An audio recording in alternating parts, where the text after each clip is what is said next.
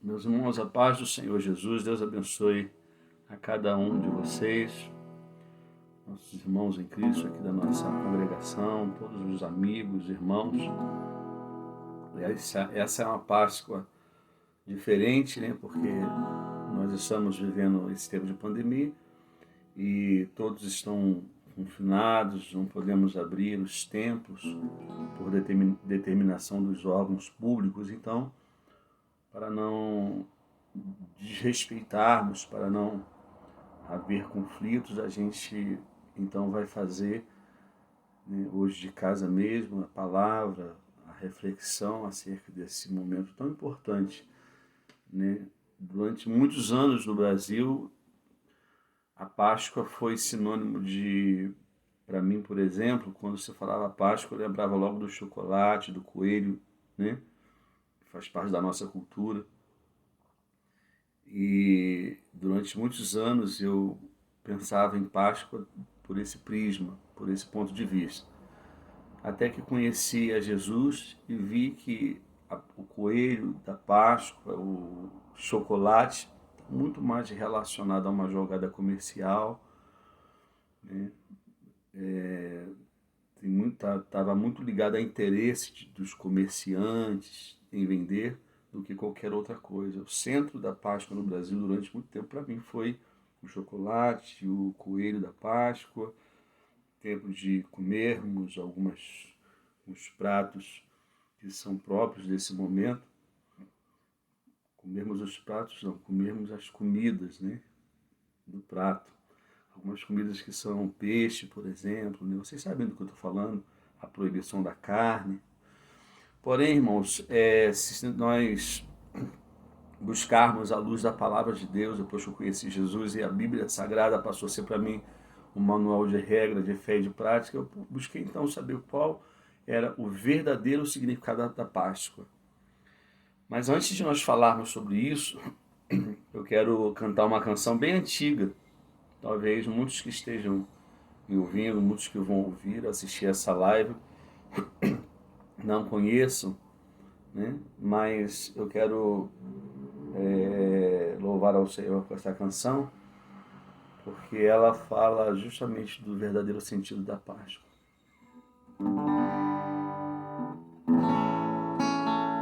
Essa canção é do Carlos Heitor. Cantamos durante muitos anos essa canção.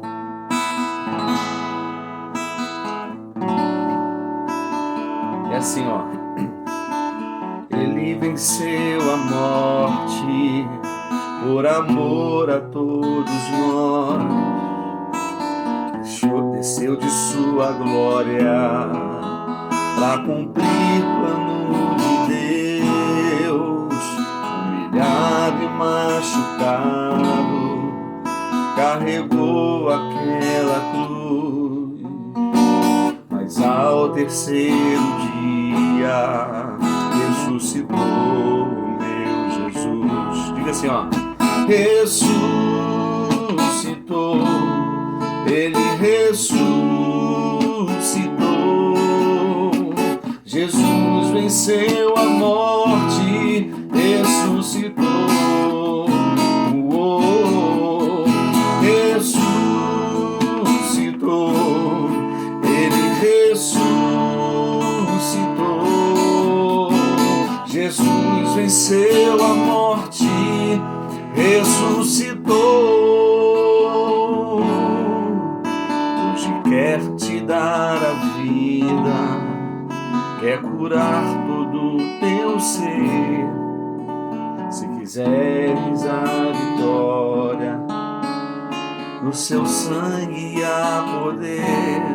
Pois nem mesmo a própria morte sua vida derrotou. Da tumba a prisão fria, o meu Jesus ressuscitou. Ressuscitou, ele ressuscitou. Jesus venceu a morte, ressuscitou. Ressuscitou,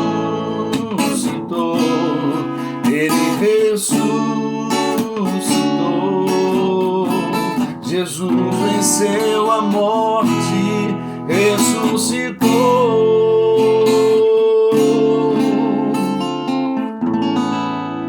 Amém? Ele ressuscitou. Então, a Páscoa vem de um termo hebraico,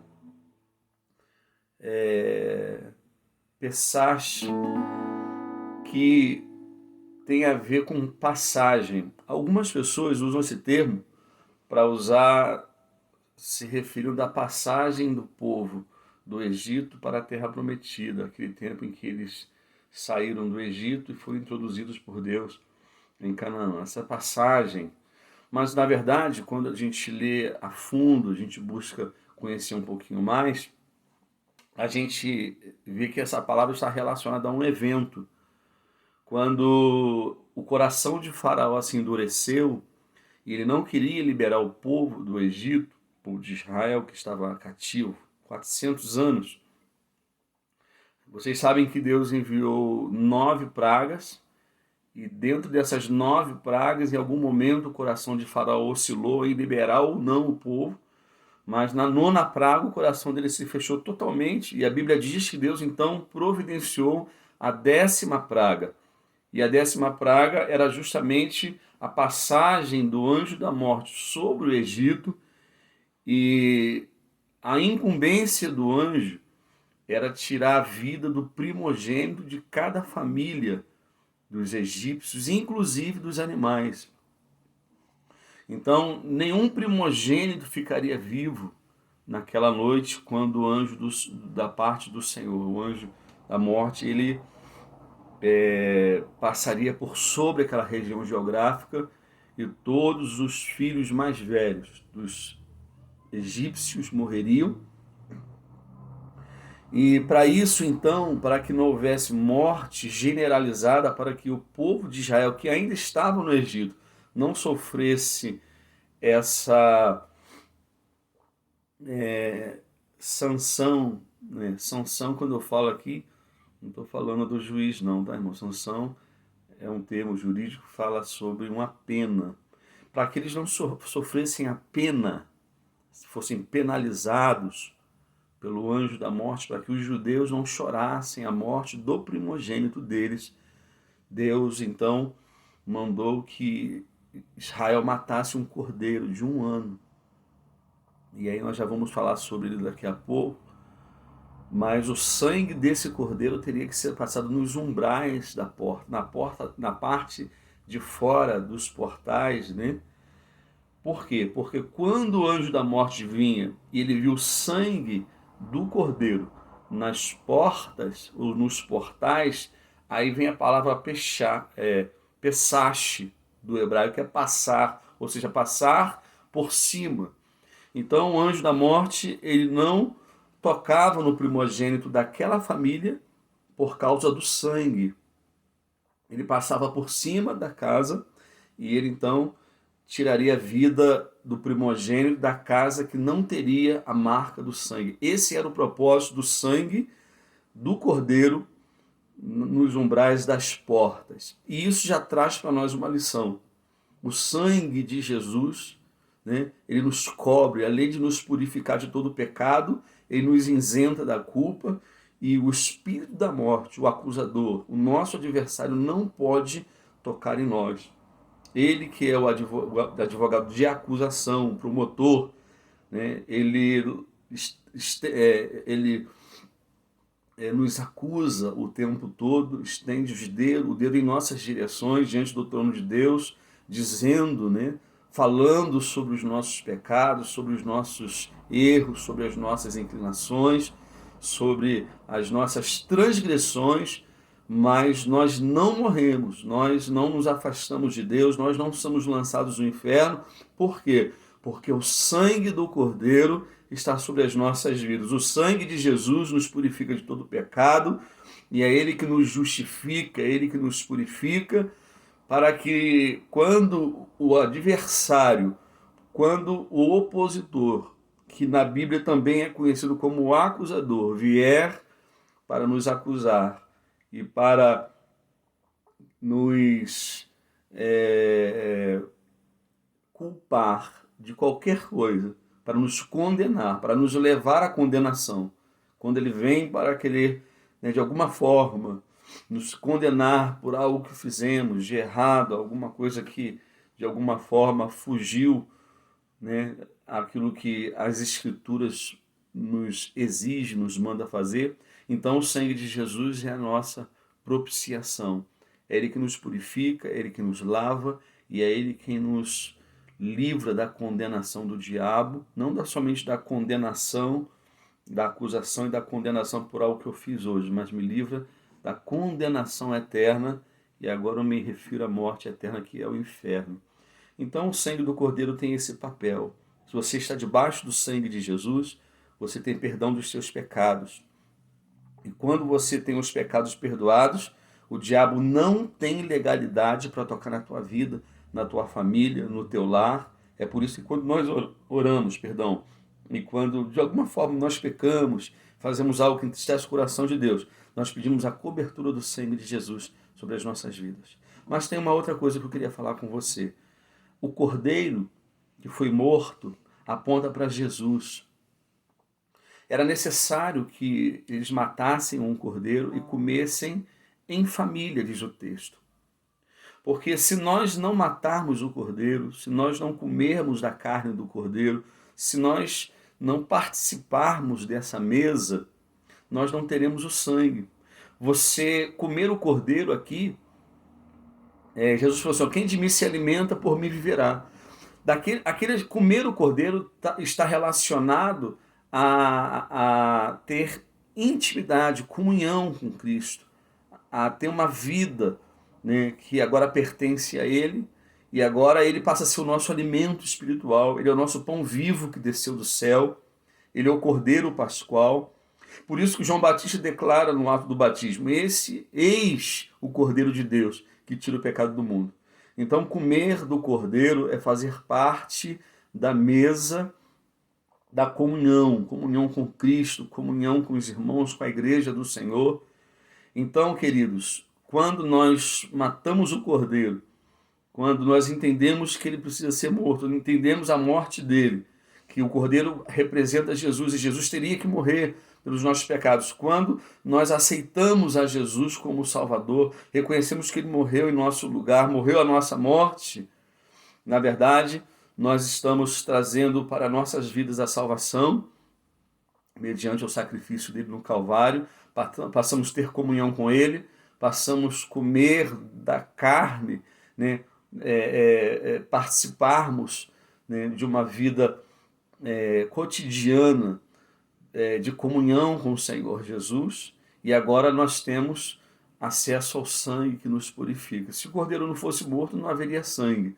Só teve sangue porque mataram o cordeiro. Então, o cordeiro representa Jesus, que foi morto no meu lugar, no teu lugar, na sexta-feira. Ele foi pendurado na cruz.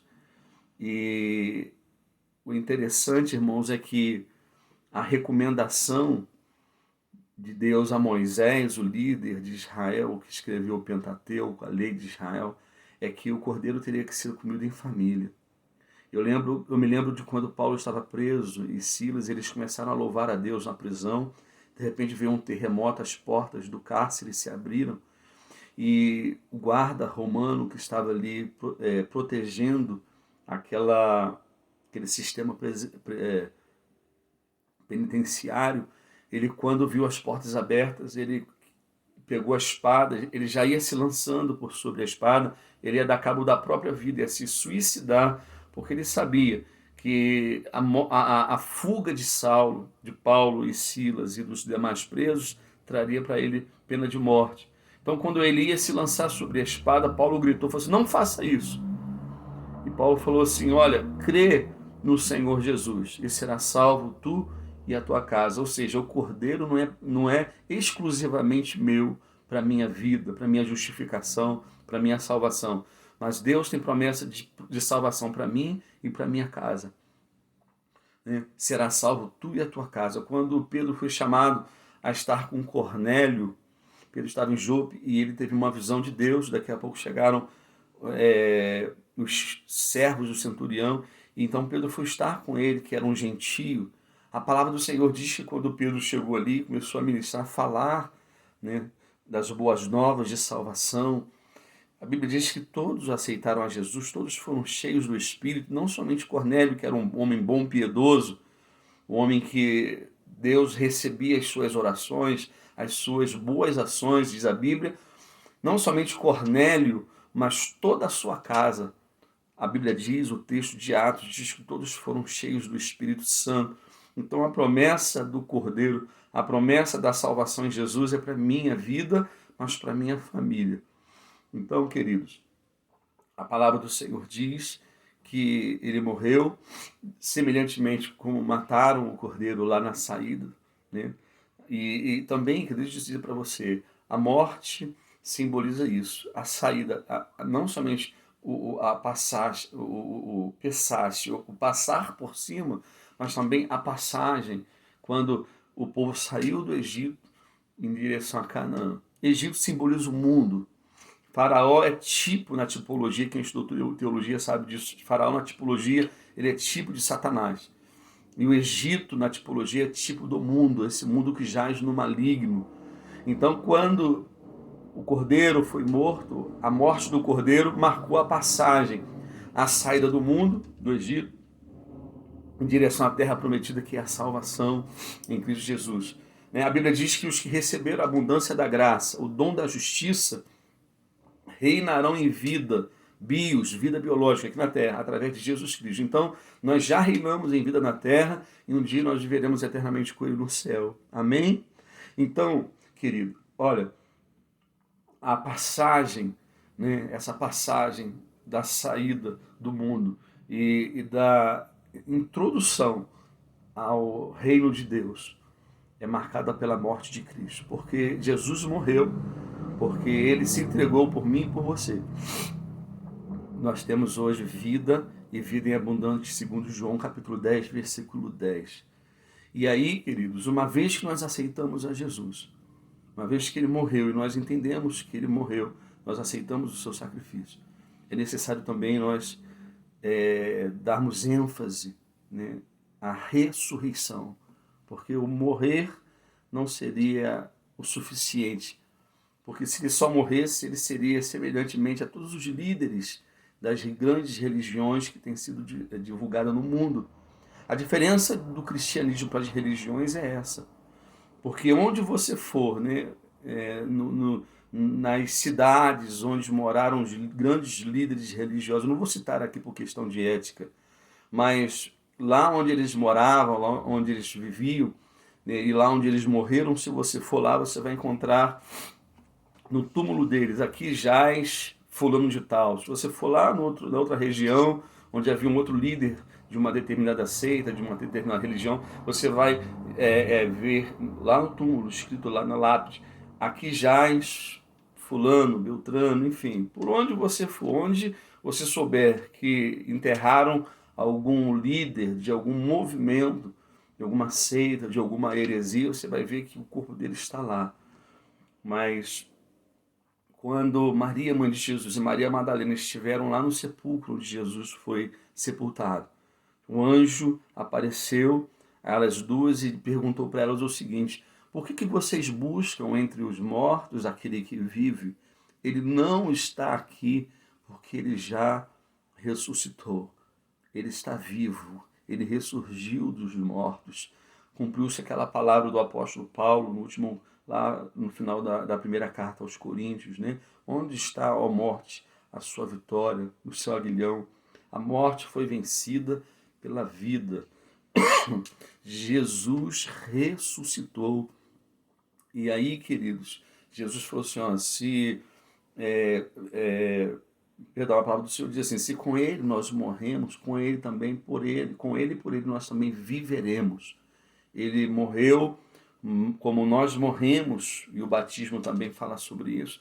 Nós morremos para o mundo, para aquela vida mundana, para aquela vida pregressa, e nós nascemos para uma vida de santidade, uma vida de salvação, de comunhão com Deus, né? O sangue de Jesus fez as pazes entre nós e o Senhor. né? A religião tenta nos levar a Deus, o termo religião do latim religare, a tentativa humana de se religar a Deus, porque o homem, depois da queda lá, depois que saiu do jardim, ele sentiu vazio, e o vazio do homem é justamente a ausência de Deus. Então, nessa ausência, nessa tristeza, nessa depressão, nessa angústia, nessa solidão, nessa falta do divino, do sagrado, nessa necessidade que nós temos, esse vazio que todo ser humano sem Deus tem, que é tão grande, abissal, que somente Deus pode preencher. Nessa angústia, nessa dor, o homem tentou, né, reconheceu que se afastou de Deus e tentou de várias as formas se aproximar de Deus. Daí vem a palavra religião, tentou se religar a Deus. Mas toda tentativa humana, todas as religiões fracassaram num sentido de se aproximar de Deus. Ninguém conheceu a Deus, ninguém se aproximou de Deus, ninguém caminha com Deus, ninguém se relaciona com Deus a partir da religião. A diferença do cristianismo é essa, porque, ao contrário da religião, a religião tenta levar o homem a Deus. E o cristianismo, o evangelho, né, diz que Jesus trouxe Deus aos homens. A iniciativa não foi do homem em relação a Deus, mas foi de Deus em relação a nós. A palavra do Senhor diz assim: não fostes vós que me escolheram, capítulo 15 de João, mas eu é quem escolhi a vós, para que vais e deis frutos e frutos que permaneçam. O apóstolo João, numa das suas epístolas, escreveu assim: antes que vocês me amassem, eu vos amei primeiro. E eu amo muito o texto de Paulo em Romanos, quando diz assim: Deus prova o seu amor para conosco, tendo Jesus morrido na cruz, quando nós ainda éramos pecadores. Nós éramos pecadores, nós estávamos mortos, como diz capítulo 2 de Efésios, do 1 em diante, nós estávamos mortos em nossos delitos e pecados. A Bíblia diz ali, irmãos, o apóstolo Paulo diz que por natureza nós éramos filhos da ira, mas nós estávamos pecando, nós estávamos na prostituição, no homicídio, na mentira, no engano, na traição, nós estávamos na bebedice, na drogadição, vivendo uma vida dissoluta, totalmente distante de Deus. E Deus prova o seu amor para conosco, tendo Jesus morrido na cruz, né, quando nós ainda éramos pecadores. Nós estávamos pecando, mas Jesus lá atrás já havia morrido na cruz por mim e por você. Ele nos amou primeiro. E aí, queridos, quando nós aceitamos a Jesus, nós fazemos as pazes com Deus.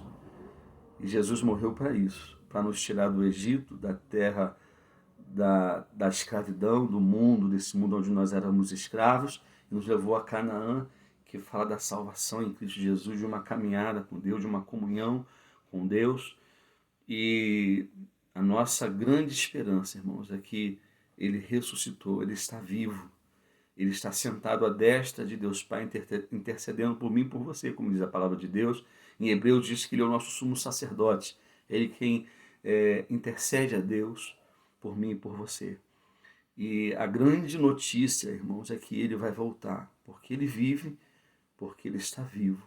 Ele cumprirá aquilo que nos prometeu. Os 2 anjos que vieram para buscá-lo, lá naquele monte fora da cidade, diante daquela quantidade de talvez 500 irmãos, a Bíblia diz que os anjos disseram assim: da mesma forma que vocês estão vendo ele subir, um dia ele descerá. Então é isso. Esse domingo de Páscoa fala da ressurreição. Ele não está aqui, disse o anjo, porque ele já ressuscitou. Amém? Ele ressuscitou, ele está vivo e viverá para todo sempre, eternamente. Então, que você possa receber essa palavra refletida no verdadeiro sentido da Páscoa. Porque Ele vive. Né? Porque Ele vive.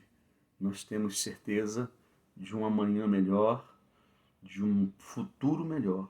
Pode haver pandemia, pode haver rumores de guerra, pode haver o que for. Mas Ele está vivo. Ele tem um controle de tudo. A Terra ainda está num movimento de rotação e translação. Sabe por quê? Porque Ele tem um domínio sobre a Terra, sobre os planetas, sobre o universo, sobre o Brasil. E nesse domingo também de Páscoa nós queremos aproveitar, né, o domingo do Cristo ressurreto, do Cristo vivo, e abençoar em nome de Jesus a pessoa, né, do nosso presidente Jair Messias Bolsonaro com a sua esposa Michele Bolsonaro. Nós não somos adeptos a partido nenhum, queridos.